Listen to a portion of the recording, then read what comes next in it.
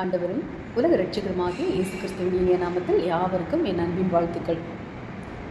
திருப்பாதம் நம்பி வந்தேன், கிருபை நிறை இயேசுவே, தமதன்பை கண்டடைந்தே தேவ சமூகத்திலே, தமதன்பை கண்டடைந்தே தேவ சமூகத்திலே, மனமார மாந்தரல்ல மனவேண்டுதல் கேட்டிடும், மனமார மாந்தரல்ல மனவேண்டுதல் கேட்டிடும், எனதுள்ளம் ஊற்றி ஜெபித்தே இயேசுவே உம்மை அண்டிடுவே, எனதுள்ளம் ஊற்றி ஜெபித்தே இயேசுவே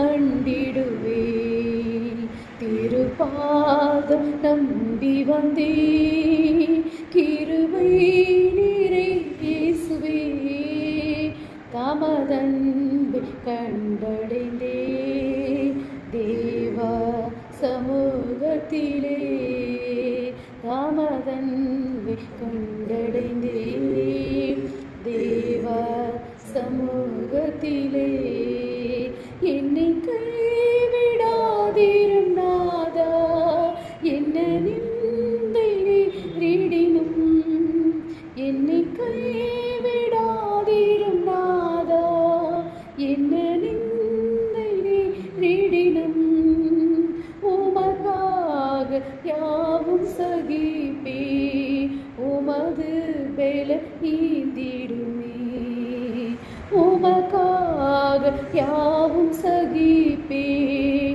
உமது பெலகி திடுமே, திருப்பாதம் நம்பி வந்தே கிருபை நிறை இயேசுவே, தமதன்பை கண்ட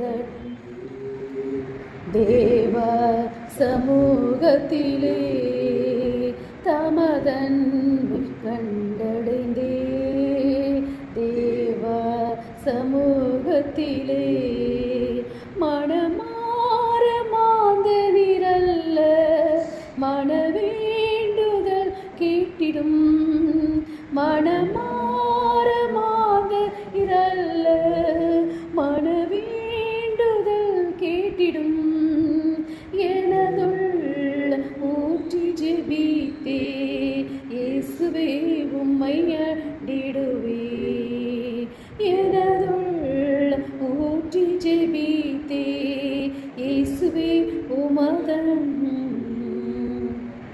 திருப்பாதம் நம்பி வந்தே கிருபை நிறை இயேசுவே, தமதன்பை தேவ சமூகத்திலே, தமதன்பை கண்டடைந்தே தேவ சமூகத்திலே, அவன் பொய்யனும் பொய்க்கு பிதாவுமாயிருக்கிறபடியால் அவன் பொய் பேசும்போது தன் சொந்தத்தில் எடுத்து பேசுகிறான். யோவான் 8:44. பொய் பேசுவது ஒரு பாவம் என்பதையும் பொய் பேசுகிறவர்களுக்கு பிசாசானவனே பிதா என்பதையும் அநேகர் உணர்வதில்லை. யோவான் 8:44. நாம் யாருடைய பிள்ளைகள்?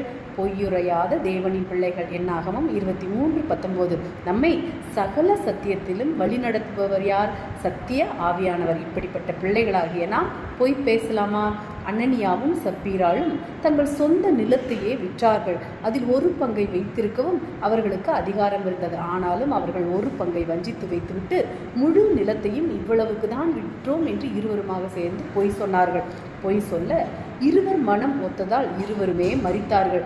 ஒருவருக்கொருவர் பொய் சொல்லாதிருங்கள். கொலோசியர் 3:9. பவுல் இவ்விதமாக எழுதியுள்ளார்.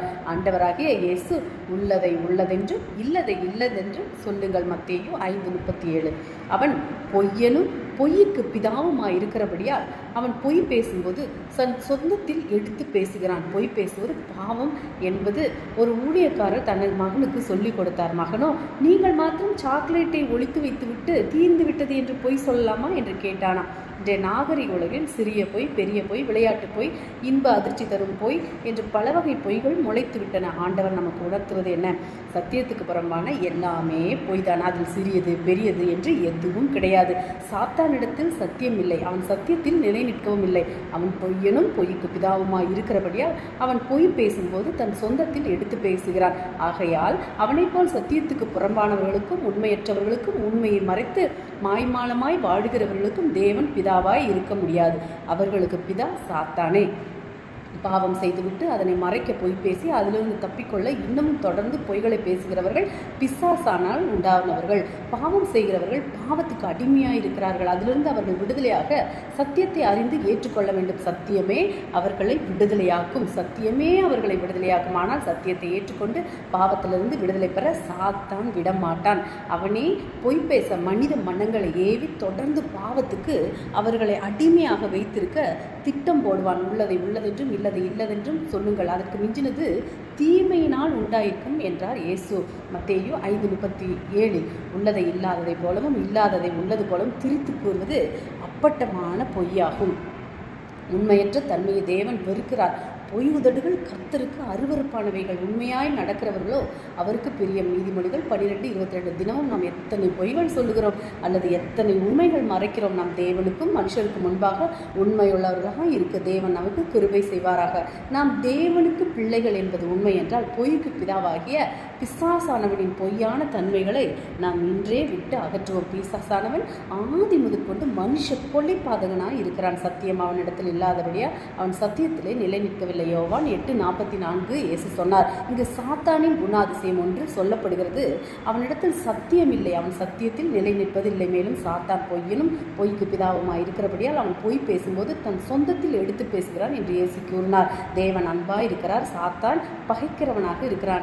நான் சத்தியமாய் இருக்கிறேன், சாத்தான் பொய்யனாய் இருக்கிறார் என்றும் இயேசு கூறினார். பிசாசானவன் சத்தியத்திலே நிலை நிற்பதில்லை. அவனிடத்தில் சத்தியம் இல்லை. அவன் பொய் பேசும்போது தன்னுடைய சொந்தத்திலிருந்து பேசுகிறான். அவனுக்கு சுபாவமே பொய் பேசுவதாகவும் அவன் பொய்யனும் பொய்க்கு பிதாவுமாய் இருக்கிறான். எல்லா பொய்களும் பொய்யின் பிதாவாகிய சாத்தானிடமிருந்தே பிறக்கின்றன. நீங்கள் சொல்லும் பொய்யானது சாத்தான் தகப்பனாகவும் நீங்கள் தாயாகவும் இருந்து பிறக்கும் குழந்தையாக இருக்கிறது. அந்நேரத்தில் பொய் என்னும் ஒரு குழந்தையை நீங்கள் பெற்றெடுப்பதற்காக உங்களது இருதயத்தையும் நாவையும் சாத்தானுக்கு ஒப்புக் கொடுக்கிறீர்கள். தேவன் ஒரு காலம் பொய்யை பெற்றெடுக்கும் தகப்பனாய் இருப்பதில்லை. ஆகவேதான் நாம் கிறிஸ்தவர்களான பிறகு, விசுவாசிகளான பிறகு எப்பொழுதுமே உண்மையைத்தான் பேச வேண்டும் என்பதின் முக்கியத்துவத்தை அறிய வேண்டியது மிக அவசியமாகிறது. உள்ளதை உள்ளதென்றும் இல்லாததை இல்லை என்றும் சொல்லுங்கள். இதற்கு மிஞ்சினது தீமையால் உண்டாயிருக்கும். மத்தேயு 5:37 இயேசு இதை பற்றி கூறியிருக்கிறார். அத்தியுடன் சத்தியம் பண்ண வேண்டாம், சத்தியமே பண்ண வேண்டாம். மத்தேயு 5:34 சொல்லியிருக்கிறார். நீங்கள் சத்தியம் செய்ய வேண்டியதில்லை. ஏனெனில் ஒருவன் சத்தியம் செய்யும் போது அவன் வேதத்தின் மீதோ அல்லது தேவன் மீதோ அல்லது பரத்தின் மீதோ அல்லது இது போன்ற ஏதோ ஒன்றின் மீது தனது கைகளை வைத்துதான் அதை செய்ய வேண்டும். அவன் உள்ளபடியே என்ன சொல்கிறான் என்றால், நான் பெரும்பாலான நேரம் பொய் சொல்லிக் கொண்டிருக்கிறேன், இப்போது சத்தியம் செய்வதன் மூலம் ஒரு உண்மையை சொல்லுகிறேன் என்று சொல்லுகிறான். ஆனால் இயேசுவோ, நீங்கள் அப்படி இருக்கலாகாது. நீங்கள் எல்லா நேரமும் உண்மையைத்தான் பேச வேண்டும். நீங்கள் சத்தியம் பண்ண வேண்டிய தேவையே இல்லை என்று சொல்லுகிறார். சத்தியம் செய்து சொல்லப்படும் வார்த்தைகள் சத்தியம் செய்யப்படாமல் சொல்லப்படும் வார்த்தைகளை விட உண்மை உள்ளதாக இருந்துவிடக்கூடாது. இரண்டும் ஒன்று போலவே இருக்க வேண்டும். இதற்கு மிஞ்சின யாவும் தீமையாக இருக்கும். நாம் தேவனிடத்தில் வரும்போது அவர் முதலாவது நம்மிடமிருந்து எதிர்பார்ப்பது என்ன? பூரணத்தை அல்ல, பரிசுத்தத்தை அல்ல, நற்கிரியைகளை அல்ல, அன்பை அல்ல. இவை எல்லாமே அவர் நம்மிடமிருந்து முதலில் எதிர்பார்ப்பதில்லை. நாம் அவரிடத்தில் வரும்போது அவர் நம்மிடமிருந்து எதிர்பார்ப்பது ஒரே ஒரு காரியத்தை தான் எதிர்பார்க்கிறார். அது நம்முடைய நேர்மையே. துர்க்கிரியைக்கு தக்க தண்டனை சீக்கிரமாய் நடவாதபடியால் மனுபுத்திரரின் இருதயம் பொல்லாப்பை செய்ய அவர்களுக்குள்ளே துணிகரம் கொண்டிருக்கிறது என்று பிரசங்கி 8:11 சொல்லப்படுகிறது. தேவன் அவ்வப்போதே பாவத்திற்கான தண்டனையை தராதபடியால் மக்கள் தொடர்ந்து பாவத்தில் வாழ்ந்து கொண்டுள்ளனர். அதனால் நீ தண்டிக்கப்பட போவதில்லை. உன்னை சுற்றியுள்ள மற்ற ஜனங்களெல்லாம் பார், அவர்கள் செய்யும் பாவங்களையெல்லாம் பார், அநேக கெட்ட காரியங்களை செய்தும் எவ்வித தண்டனையும் பெறாமல் வாழும் விசுவாசிகளை பார் என்று பிசாசு சொல்லுகிறான். அவர்கள் தண்டனையிலிருந்து தப்பவில்லை. அவரது தண்டனையான தேவனுடைய நியாயத்திற்கு இன்னும் வரவில்லை, அவ்வளவுதான். நீ பாவம் செய்தாலும் துன்பப்பட மாட்டாய் என்று ஒரு பொய்யை கையில் வைத்துக்கொண்டு சாத்தானவனவன் எல்லா மக்களையும் முட்டாளாக்கி கொண்டு உலகை வலம் வந்து கொண்டிருக்கிறான். மாம்சத்தின்படி பிழைத்தால் சாவீர்கள். ரோமர் 8:13 வேதம் எச்சரிக்கின்றது. ஆனால் சாத்தானோ இல்லை இல்லை, நீ சாவதில்லை, தேவன் இரக்கம் உள்ளவர், தேவன் கிருபை உள்ளவர், நீ இயேசுவை உன் வாழ்க்கைக்குள் வருமாறு அழைத்திருக்கிறாய், ஆகவே நீ மாம்சத்தின்படி பிழைத்தாலும் சாக மாட்டாய் என்று சொல்கிறான். அது ஒரு வஞ்சனை. நீங்கள் மாம்சத்தின்படி பிழைத்தால் சாவீர்கள். இதை குறித்து கடுகள வேண்டும், ஐயம் கொள்ள வேண்டாம். சாத்தான் ஒரு பொய்யனாக இருப்பதால் அவன் தனது சுபாவத்தை தன்னுடைய பிள்ளைகளுக்கு கடத்த விரும்புகிறான். இந்த சுபாவம் ஒரு விசுவாசியை வெகு எளிதாக தொற்றுக்கொள்ளும். நீங்கள் ஒவ்வொரு முறை பொய் சொல்லும் போதெல்லாம் உங்களுடைய நாவை சாத்தானுக்கு கொடுத்து அவனை இன்னொரு பிள்ளைக்கு தகப்பனாகிறீர்கள். உண்மை பேசுதல் ஒரு குணம், நற்பண்பு. இந்த நற்பண்பை நாம் பெற்றுக்கொள்ள விரும்பினால் அதற்காக முழு இருதயத்துடன் போராட வேண்டும். பரிசுத்த ஆவியானவர் சத்திய ஆவியானவர். நீங்கள் சத்தியம் உள்ளவராய் இருக்க விரும்பினால் பரிசுத்த ஆவியானவர் உங்களை நிரப்ப வேண்டும் என கேட்க வேண்டும். பொய் பேசும் பழக்கத்தை முற்றிலுமாய் அழித்துவிட வேண்டுமாய் அவரிடத்தில் நீங்கள் கேட்க வேண்டும். அதை நாம் செய்வோமானால் சாத்தான் நம்மை வஞ்சிப்பதற்காக பயன்படுத்தும் பொய்களை நாம் கண்டுகொள்ளத்தக்கதான பகுத்தறிவை தேவன் நமக்கு தந்திருவார். தேவன் தாமே இந்த வார்த்தைகளின் மூலம் உங்களை ஆசீர்வதிப்பாராக. ஆமேன். அல்லேலூயா. Praise God.